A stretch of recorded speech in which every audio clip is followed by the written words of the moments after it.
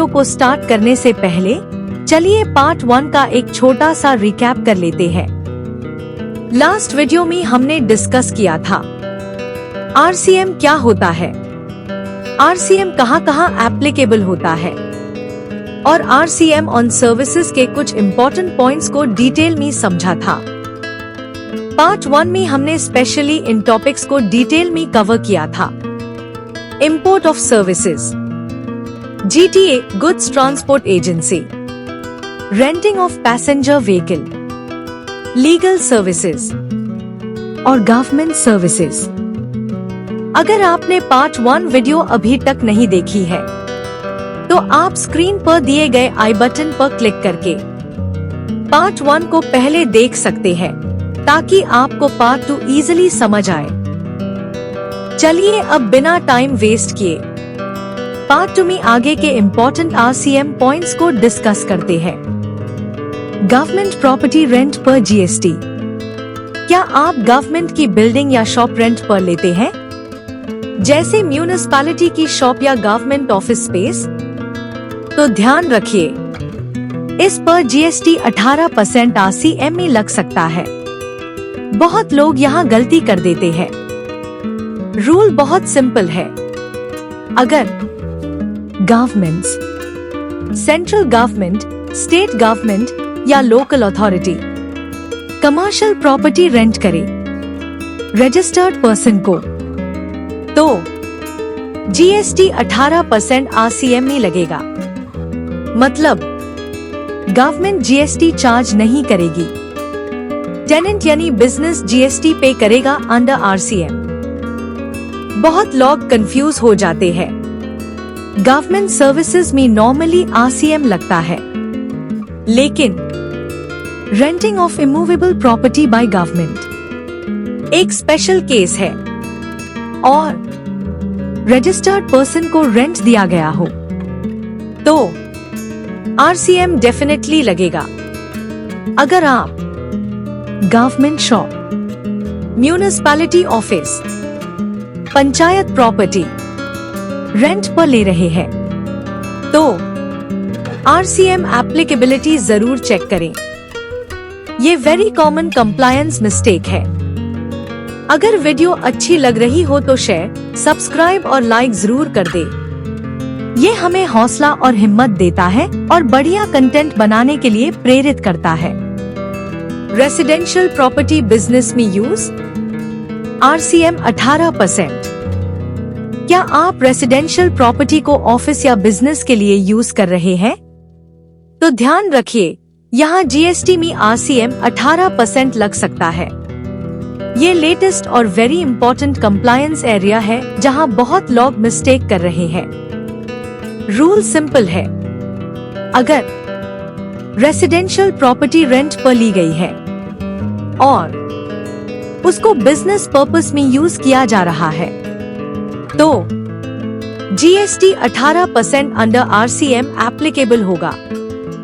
मतलब landlord GST charge नहीं करेगा, टेनेंट यानी बिजनेस जीएसटी आरसीएम में पे करेगा। यहाँ एक इम्पोर्टेंट कंडीशन समझिए। अगर रेसिडेंशियल प्रॉपर्टी पर्सनल यूज के लिए है तो आरसीएम नहीं लगेगा। आरसीएम सिर्फ तब लगेगा जब प्रॉपर्टी बिजनेस पर्पस में यूज हो। अब बात सिक्योरिटी सर्विसेज पर जीएसटी कब आरसीएम लगेगा। क्या आपकी कंपनी में सिक्योरिटी गार्ड सर्विसेज लेती है? तो ध्यान रखिए, सिक्योरिटी सर्विसेज पर जीएसटी अक्सर आरसीएम में लगता है और यहाँ बहुत कंपनीज गलती करती है। चलिए इसे सिंपल तरीके से समझते हैं। रूल बहुत सिंपल है।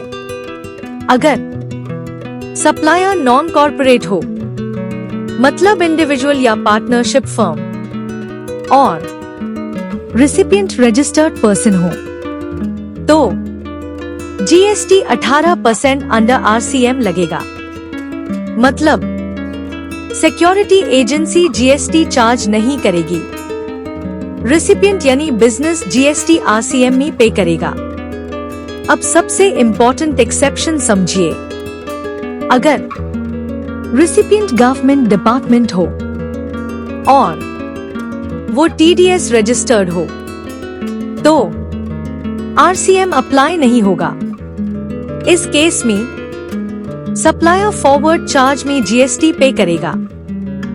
सिक्योरिटी सर्विस का बिल आते ही ये 2 चीजें जरूर चेक करें। सप्लायर कॉर्पोरेट है या non corporate. Recipient government department तो नहीं है, क्योंकि सिक्योरिटी सर्विसेज में RCM मिस्टेक बहुत कॉमन है। अब बात डायरेक्टर सर्विसेज की। क्या आप डायरेक्टर को पेमेंट करते हैं? तो ध्यान रखिए, इन सब पर GST RCM लग सकता है। अगर कंपनी अपने डायरेक्टर को पेमेंट करती है तो GST कंपनी पे करेगी अंडर RCM, मतलब डायरेक्टर GST पे नहीं करेगा, कंपनी GST RCM में पे करेगी। Important, even if director invoice issue करे तब भी RCM लगेगा। अब बात इंश्योरेंस एजेंट सर्विसेज पर RCM की। क्या आप इंश्योरेंस एजेंट कमीशन हैंडल करते हैं? तो ध्यान रखिए, इंश्योरेंस एजेंट सर्विसेज पर GST RCM में लगता है। ये एक common but important RCM case है। रूल बहुत सिंपल है।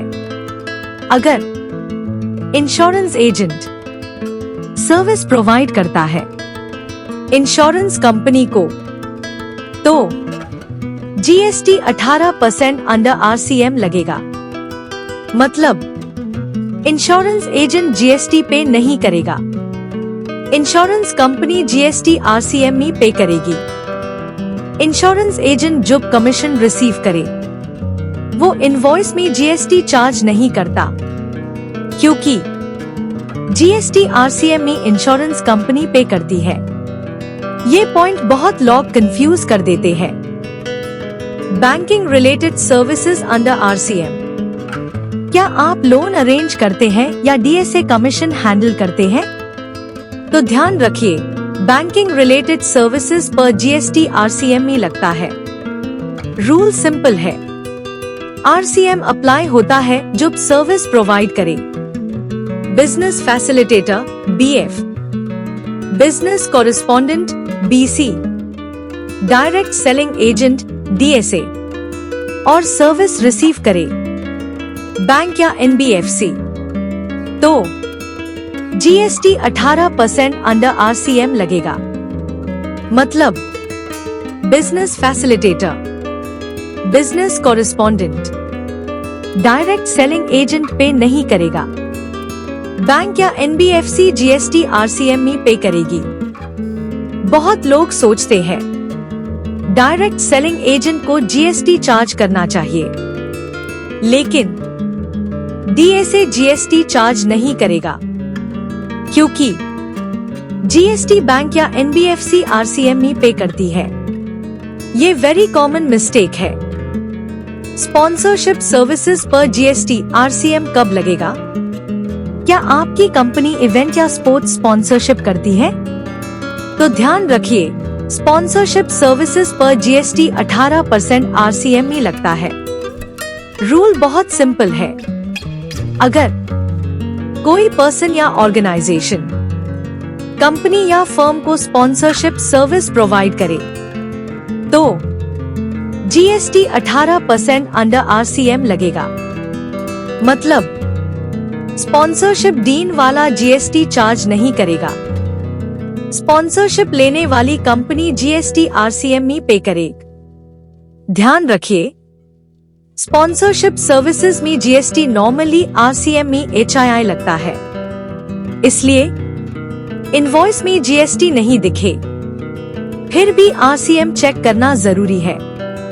ये बहुत कॉमन कंप्लायंस मिस्टेक है।